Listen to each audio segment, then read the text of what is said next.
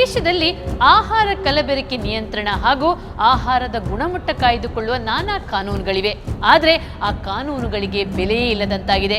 ಇನ್ನು ನಮ್ಮ ರಾಜ್ಯದಲ್ಲಿ ಕಾನೂನು ಪಾಲಿಸಬೇಕಾದ ಆರೋಗ್ಯ ಸಚಿವರು ಆಗಿರುವಂತಹ ಮುಖ್ಯಮಂತ್ರಿಗಳಿಗೆ ಜನರ ಆರೋಗ್ಯದ ಕಾಳಜಿ ಇಲ್ಲದಂತಾಗಿದೆ. ಇನ್ನು ಅಧಿಕಾರಿಗಳು ಈ ವಿಷ ಹಾಕೋ ಪಾತಕಿಗಳ ಜೊತೆ ಕೈ ಜೋಡಿಸಿ ಭರ್ಜರಿ ಹಣ ಮಾಡ್ತಿದ್ದಾರೆ. ಅದು ಹೇಗೆ ತಿಳಿಯೋಣ ಬನ್ನಿ ಈ ವರದಿ ಮೂಲಕ.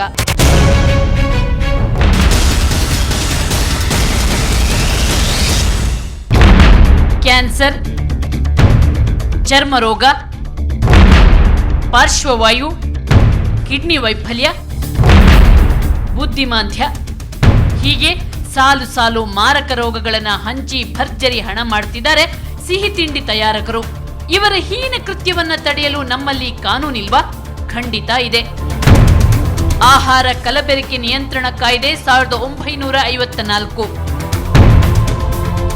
ಆಹಾರ ಸುರಕ್ಷತೆ ಮತ್ತು ಗುಣಮಟ್ಟ ಕಾಯ್ದೆ 2006. ಈ ಕಾಯ್ದೆಗಳು ಅತ್ಯಂತ ಕಠಿಣ ನಿಯಮಗಳನ್ನು ಹೊಂದಿವೆ. ಜನರ ಆರೋಗ್ಯದ ಜೊತೆ ಚೆಲ್ಲಾಟ ಆಡುವವರಿಗೆ ಕಠಿಣ ಶಿಕ್ಷೆಯನ್ನು ಸೂಚಿಸಿವೆ. ಜನರ ಆರೋಗ್ಯ ಪಾಲಿಸುವ ಅಧಿಕಾರಿಗಳ ಕೈಗೆ ಬಲಶಾಲಿ ಕಾನೂನು ಅಸ್ತ್ರಗಳನ್ನೇ ನೀಡಿವೆ.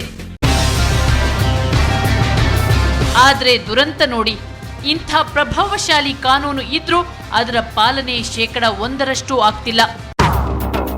ಆರೋಗ್ಯ ಇಲಾಖೆಯ ಉಸ್ತುವಾರಿ ವಹಿಸಿರೋ ಮುಖ್ಯಮಂತ್ರಿಗಳಿಗೂ ತಮ್ಮ ರಾಜಕೀಯ ಆರೋಗ್ಯ ಕಾಪಾಡಿಕೊಳ್ಳೋದೇ ದೊಡ್ಡ ಸಮಸ್ಯೆಯಾಗಿದೆ. ಅವರಿಗೆ ಜನರ ಆರೋಗ್ಯದ ಬಗ್ಗೆ ಎಲ್ಲಿರುತ್ತೆ ಕಾಳಜಿ ಹೇಳಿ? ಅದರಲ್ಲೂ ಮುಖ್ಯವಾಗಿ ಇವರ ನಿರ್ಲಕ್ಷ್ಯ ಮಕ್ಕಳ ಭವಿಷ್ಯವನ್ನೇ ಅಂಧಕಾರಕ್ಕೆ ನೂಕುತ್ತಿದೆ. ಈಗ ಮಕ್ಕಳು ಅವರು ಮೊದಲು ಬಂದ ದಿವಸದಿಂದ ಅವ್ರು ಏನು ಆಹಾರ ತಿಂತಾ ಇದ್ದಾರೋ ಪ್ರತಿಯೊಂದರೊಳಗೂ ಬಣ್ಣ ಇದೆ, ಪ್ರತಿಯೊಂದರಲ್ಲೂ ಬಣ್ಣ ಇದೆ. ಹಾಗೆ ಲೆಕ್ಕ ಹಾಕಕ್ಕೆ ಹೋದಾಗ ಮಕ್ಕಳು ಅವರ ಶರೀರದ ಗಾತ್ರಕ್ಕೆ ಅವರು ತುಂಬ ಪ್ರಮಾಣದ ವಿಷವನ್ನು ಸ್ವೀಕರಿಸ್ತಿದ್ದಾರೆ. ದೊಡ್ಡವರಿಗಿಂತ ಮಕ್ಕಳು ಜಾಸ್ತಿ ತಿಂತಾರೆ. ಇನ್ನು ಆರೋಗ್ಯ ಮತ್ತು ಆಹಾರ ಆಯುಕ್ತರಾಗಿರೋ BS ರಾಮಪ್ರಸಾದ್ ಅವರಿಗೆ ಆಹಾರ ಅಂದ್ರೆ ಅಲರ್ಜಿ. ಆಹಾರದ ಗುಣಮಟ್ಟ ಕಲಬೆರಕೆ ಬಗ್ಗೆ ನೀವು ಏನೇ ಕೇಳಲು ಹೋದ್ರೂ ಅವರು ನಾಟ್ ರೀಚೇಬಲ್. ಅವರ PA ಜಂಟಿ ಆಯುಕ್ತರ ಬಳಿ ಹೋಗಿ ಅಂತಾರೆ. ಜಂಟಿ ಆಯುಕ್ತರಾಗಿರೋ ಡಾಕ್ಟರ್ ಶ್ರೀನಿವಾಸ್ ಗೌಡ್ರ ಬಳಿ ಹೋದ್ರೆ ಅವರು ತಮ್ಮ ಕೆಳ ಅಧಿಕಾರಿಗಳ ಬಳಿ ಹೋಗಿ ಅಂತಾರೆ. ಕೆಳ ಅಧಿಕಾರಿಗಳು ಕ್ಯಾಮ್ರಾ ಮುಂದೆ ಯಾವ ಮಾಹಿತಿಯನ್ನೂ ನೀಡಲ್ಲ, ಏನಿದ್ರು ಆಫ್ ದಿ ರೆಕಾರ್ಡ್. ಬೃಹತ್ ಬೆಂಗಳೂರು ಮಹಾನಗರ ಪಾಲಿಕೆ ಆರೋಗ್ಯ ಅಧಿಕಾರಿ ಡಾಕ್ಟರ್ ಮಂಜುಳಾ ಅವರನ್ನು ಸೀಟಲ್ಲಿ ಕಂಡಿದ್ದೇ ಇಲ್ಲ. ಉತ್ತರ ಪ್ರದೇಶ, ನವದೆಹಲಿ ಸೇರಿದಂತೆ ಅನೇಕ ರಾಜ್ಯಗಳಲ್ಲಿ ಆಹಾರದ ಸುರಕ್ಷತೆ ಮತ್ತು ಗುಣಮಟ್ಟ ನೋಡಿಕೊಳ್ಳುವ ಪ್ರತ್ಯೇಕ ಇಲಾಖೆ ಇದೆ. ಆದರೆ ನಮ್ಮ ರಾಜ್ಯದಲ್ಲಿ ಆ ವ್ಯವಸ್ಥೆಯೇ ಇಲ್ಲ. ಅದಕ್ಕೆ ಪ್ರತ್ಯೇಕ ಬಜೆಟ್, ಸಿಬ್ಬಂದಿ ವ್ಯವಸ್ಥೆ ಇಲ್ಲ.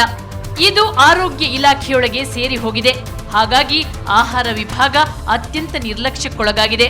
ನಮ್ಮ ಇಡೀ ರಾಜ್ಯದಲ್ಲಿರೋದು ಬರೀ 5 ಆಹಾರ ಪ್ರಯೋಗಾಲಯ ಹಾಗೂ 112 ಫುಡ್ ಇನ್ಸ್ಪೆಕ್ಟರ್ಗಳು. ಅದರಲ್ಲೂ ಸಾವಿರಾರು ಬೇಕರಿಗಳಿರೋ ಬೆಂಗಳೂರಿನಲ್ಲಿರೋದು ಬರೀ 4 ಫುಡ್ ಇನ್ಸ್ಪೆಕ್ಟರ್ಗಳು. ಅವರಿಗೆ ಫುಡ್ ಇನ್ಸ್ಪೆಕ್ಟರ್ ಆಗುವ ವಿದ್ಯಾರ್ಹತೆಯೂ ಇರಲ್ಲ. ಹಾಗಾಗಿ ನಗರದ ಹೋಟೆಲ್, ಬೇಕರಿಗಳು ತಮಗಿಷ್ಟ ಬಂದಂತೆ ಆಹಾರ ತಯಾರಿಸುತ್ತಿದ್ದಾರೆ. ಸರ್ಕಾರದ ಕಡೆ ಏನು ಮಾಡಬೇಕಂದ್ರೆ ಪಬ್ಲಿಕ್ಗೆ ಎಕ್ಸ್ಪೋಸ್ ಆಗಿರುವಂಥದ್ದು ಯಾವ್ಯಾವುದು ಎಲ್ಲ ಥರದವಾದಂಥ ಬೇಕರಿಗಳಿರೋ ಹೋಟೆಲ್ಗಳು ಅಥವಾ ತುಂಬ ಸಣ್ಣ ಒಂದು ಪಾನಿಪುರಿ ಶಾಪಿಸು ಅದೆಲ್ಲನೂ ಕಂಟ್ರೋಲ್ ಮಾಡಬೇಕು, ನಿಯಂತ್ರಣಕ್ಕೆ ತಗೋಬೇಕು. ಅವರು ಒಂದು ನಿರ್ಬಂಧ ಹಾಕಬೇಕು. ಈ ಅಧಿಕಾರಿಗಳು ನಿಯಮ ಮೀರಿ ಆಹಾರ ಪೂರೈಸೋ ಹೋಟೆಲ್, ಬೇಕರಿಗಳ ವಿರುದ್ಧ ಕ್ರಮ ಕೈಗೊಳ್ಳೋ ಬದಲು ಅವರ ಜೊತೆಯೇ ಕೈ ಜೋಡಿಸುತ್ತಿದ್ದಾರೆ. ಅಧಿಕಾರಿಗಳಿಗೆ ಪ್ರತಿ ತಿಂಗಳು ಇಂತಿಷ್ಟು ಲಂಚ ಕೊಟ್ಟರೆ ಸಾಕು, ಜನರಿಗೆ ವಿಷ ಬೇಕಾದ್ರೂ ಉಣಿಸಬಹುದು. ಹಾಗಾಗಿ ಶ್ರೀಮಂತ, ಮಧ್ಯಮ, ಬಡವ ಎಲ್ಲರಲ್ಲೂ ಕೂಡ ಇದು ಇದೆ. ಬಹುಶಃ the amount of toxins they are consuming ಬಹುಶಃ ಬೇರೆ ಬೇರೆ ಇದ್ದಿರಬಹುದು. ನಮ್ಮ ರಾಜ್ಯದಲ್ಲಿ ಕಟ್ಟುನಿಟ್ಟಾಗಿ ಕಾನೂನು ಪಾಲನೆಯಾದ್ರೆ 99% ಹೋಟೆಲ್, ಬೇಕರಿ ಅಂಗಡಿಗಳನ್ನ ಮುಚ್ಚಬೇಕಾಗತ್ತೆ.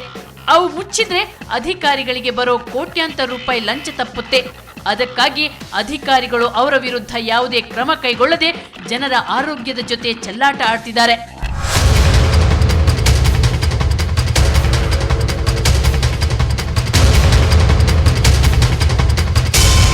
ಮುಖ್ಯಮಂತ್ರಿಗಳೇ, ದಯವಿಟ್ಟು ಇನ್ನು ಮುಂದೆಯಾದ್ರೂ ನೀವು ಜನರ ಆರೋಗ್ಯ ಹಾಳು ಮಾಡೋ ಈ ಕಚ್ಚಡ ಆಹಾರ ತಯಾರಕರ ಮೇಲೆ ಕಟ್ಟುನಿಟ್ಟಿನ ಕ್ರಮ ಕೈಗೊಳ್ಳಿ.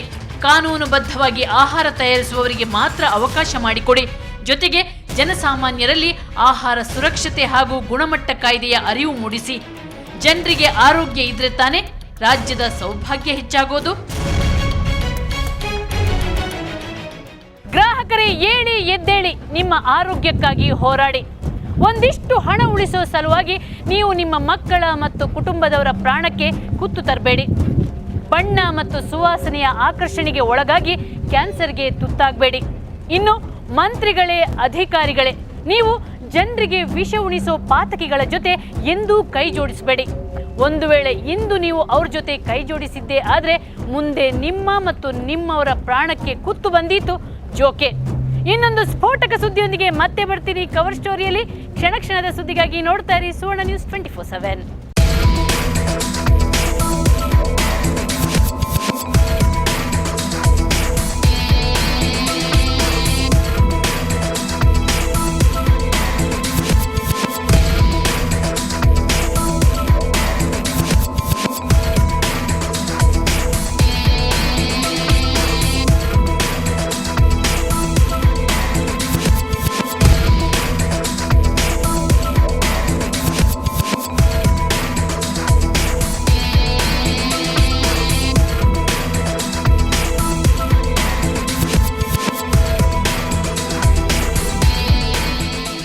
ಸ್ಟೋರಿ ಬಗ್ಗೆ ನಿಮ್ಮ ಅನಿಸಿಕೆ, ಅಭಿಪ್ರಾಯಗಳನ್ನು ನಮ್ಗೆ ಕಳಿಸ್ಕೊಡಿ. ನಮ್ಮ ವಿಳಾಸ cover story, Suvarna news 24/7, number 204, Embassy Square, infantry ರಸ್ತೆ, ಬೆಂಗಳೂರು 1. ನಮ್ಮ ಇಮೇಲ್ ವಿಳಾಸ coverstory@suvarnanews.in.